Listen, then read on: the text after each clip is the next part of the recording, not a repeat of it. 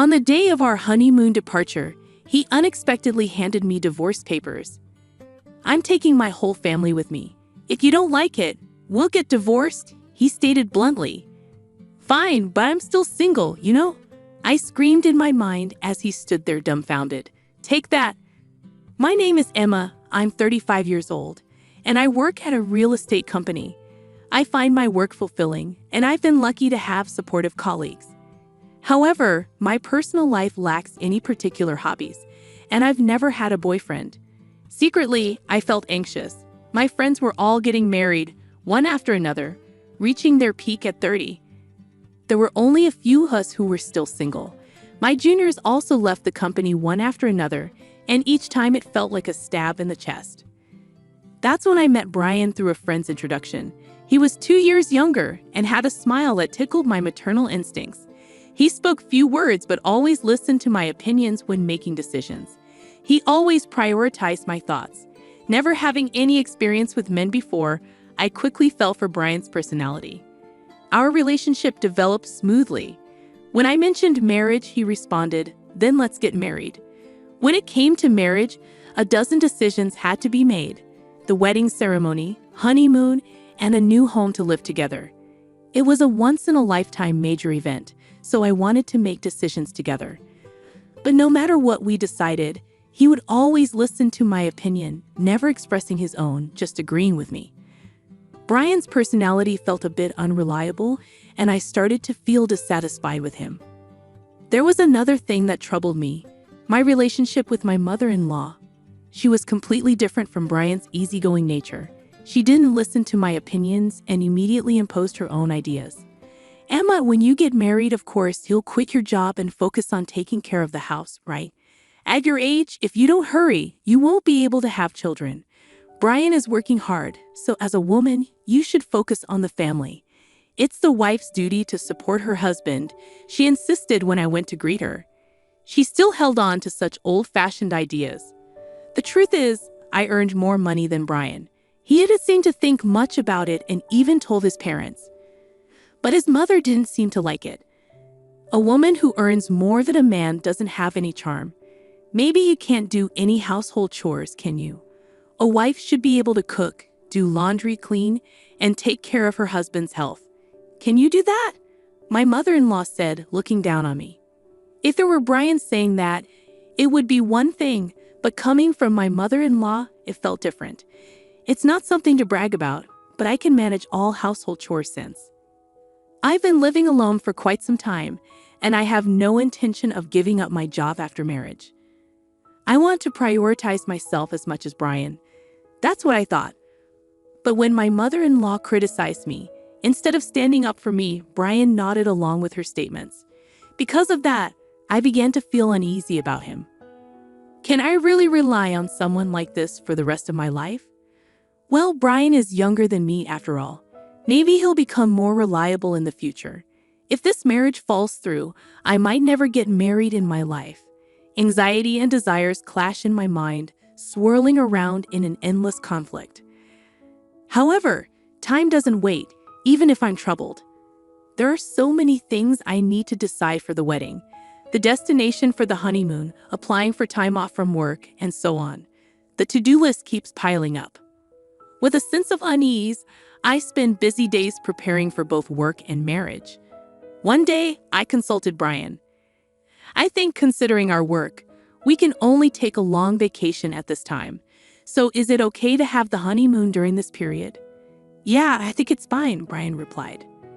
Both Brian and I have similar quiet periods at work. If we want to take a long vacation, this is the only timing we have. The problem is the wedding venue. The place I've always dreamed of is so popular that it's booked for over a year in advance. In that case, what about going on the honeymoon before the wedding? I suggested. I looked it up, and it seems some people do that. If we have the wedding first, it will be another 2 years before we can go on the trip. "If you're okay with that, Emma, then I'm fine with it too," Brian said. I thought Brian wouldn't object, but his easy agreement surprised me. At this rate, it seems like all my opinions will be accepted. For the honeymoon destination, the menu for the wedding, and the decoration of the venue, I do have a desire for Brian to express his own opinions a little, but it's better than being opposed.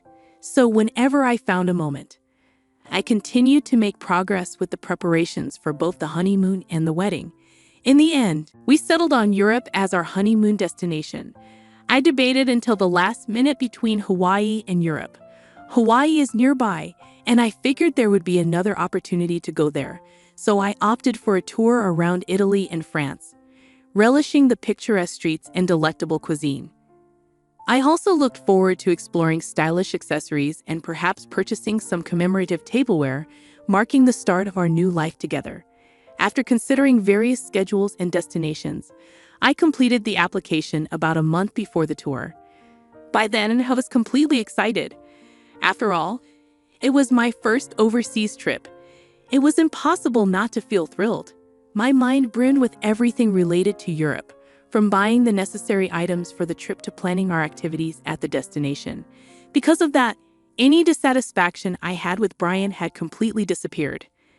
As the honeymoon approached, with just 1 week remaining, Brian suddenly initiated a conversation. "Emma, I have a favor to ask," he said. It was unusual for Brian to ask for something, so I wondered what it could be. Could it be about the trip? Did he find a place he wanted to visit? Filled with anticipation, I asked, "What is it? What's wrong?" He innocently made the request, "I want to go to see Taylor when we're in Paris. Mom really wants to go there." My mother-in-law? Wait a minute. What did he mean? I couldn't keep up with this sudden situation, but Brian replied as if it were obvious. Since everyone is going, we'll all be together even during the trip, right?" "What do you mean by everyone?" "It's a honeymoon, so it's obvious that it's just you and me going," I countered. "But my mom thinks it's normal for the whole family to go," Brian explained. First of all, I began, my mind racing with conflicting thoughts. I realized the gravity of the situation. "I only made reservations for 2 people, you and me, Brian," I clarified. "The tour deadline was 7 days ago, so today is the last day to register. Regardless of whether we go together or not, I only booked for 2 people, so there's no way we can go." "If you ask the travel agency, they can figure something out," Brian suggested. As I stood dumbfounded by his statement, the intercom in the house rang. On the screen, I saw the figure of my in-laws. Without caring about my surprise, they entered the house, carrying a large number of bags. Ignoring my objections, my mother-in-law's eyes sparkled as she announced, "I thought I'd leave the luggage here since we are leaving soon. I'm so excited." Then Brian said, "Just leave the luggage here," and started leading my in-laws into the room without my consent. "Wait a minute," I tried to stop him in a hurry, but my mother-in-law stared at me sharply. "Oh, what is it, Emma? I hope you're not suddenly saying I don't want to go together now." I didn't agree to go together in the first place, I immediately retorted.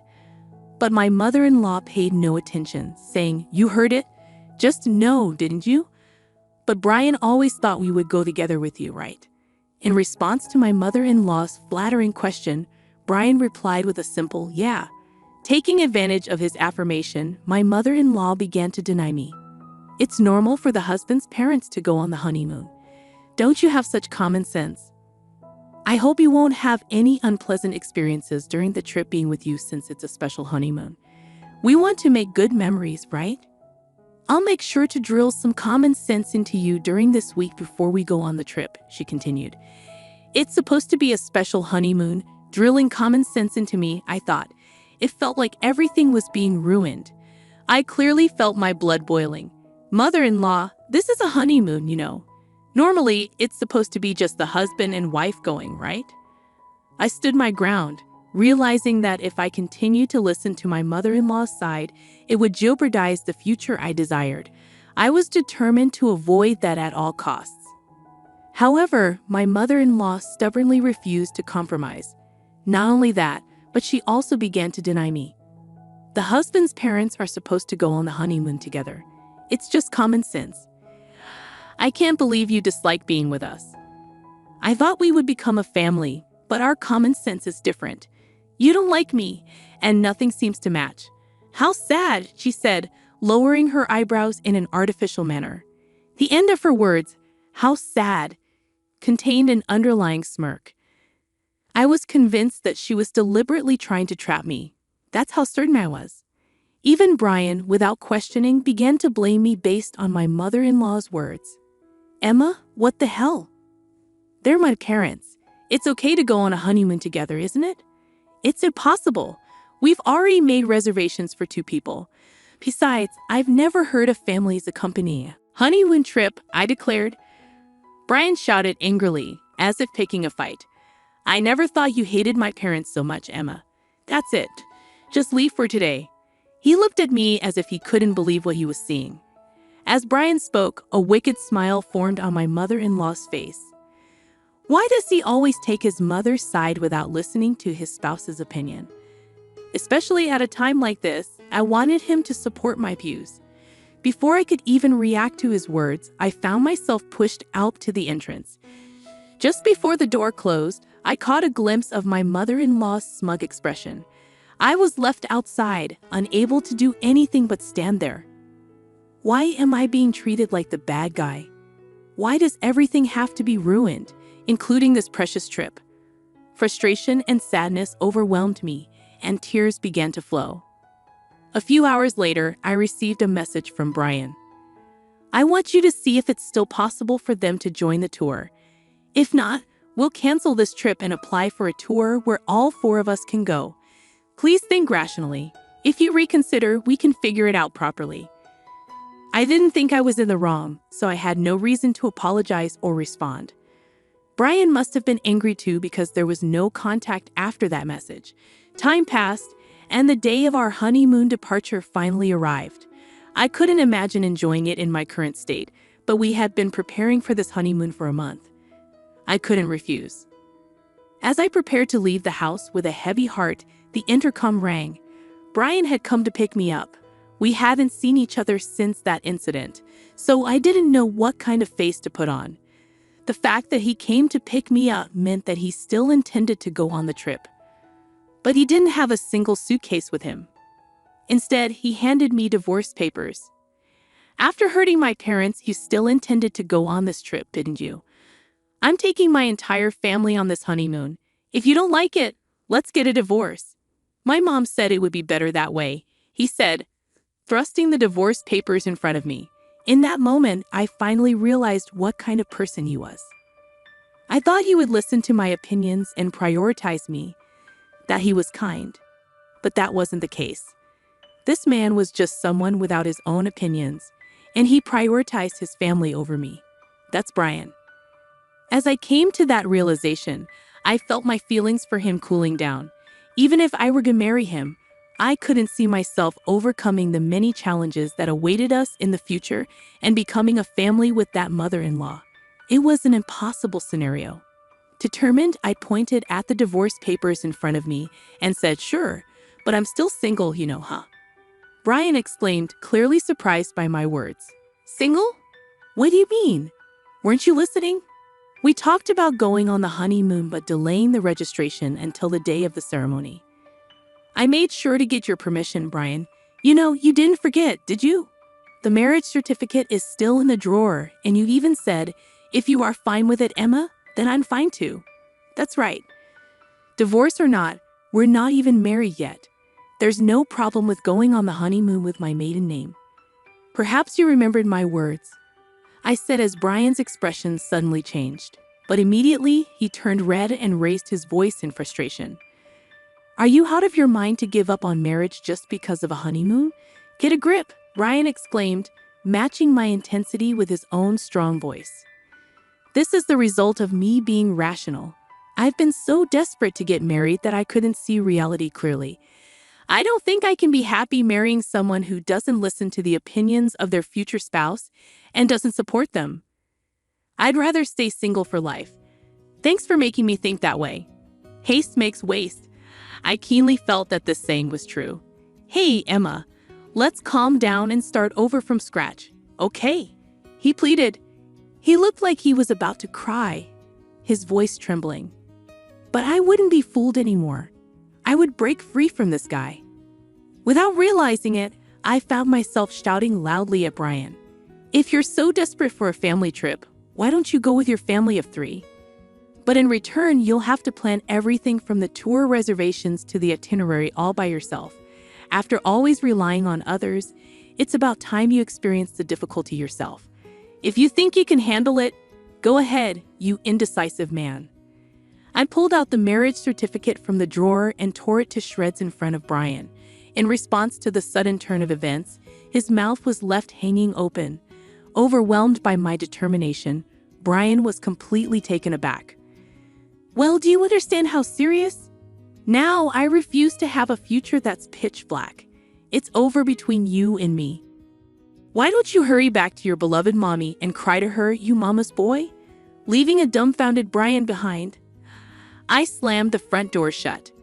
Given his demeanor, he might actually go cry to his mother. I could easily imagine him doing that. Afterward, I contacted the tour company to cancel our reservations. Since it was a same-day cancellation, we were charged 100% of the cancellation fee. I billed Brian for the entire fee since he was the one who ruined our honeymoon. It was the natural outcome. Later, Brian blamed me for the failed marriage and spread rumors about it to those around us. However, it seemed that no one sympathized with him among our relatives and coworkers. Instead, he started to be seen as an unconventional mama's boy due to his past actions and was disliked by many. When I told my parents about the divorce, they were initially surprised, but quickly accepted it. Marriage isn't the only source of happiness. As long as you're happy, Emma, that's what matters. My mother said, and I couldn't be more grateful for her words. As a side note, since then my hobby has become traveling. I felt it would be a waste to let long vacations go to waste, so I embarked on my first solo trip. Going overseas was a bit difficult, but I enjoyed a relaxing time in historic cities I had always wanted to visit. Wow, being alone is actually quite enjoyable, I thought. Thanks to the historical adventure trip, I've started to fully enjoy solo traveling. Whenever I have time off on my next break, I'm planning to embark on my next overseas trip. I've begun a life where I won't let myself be controlled by marriage alone.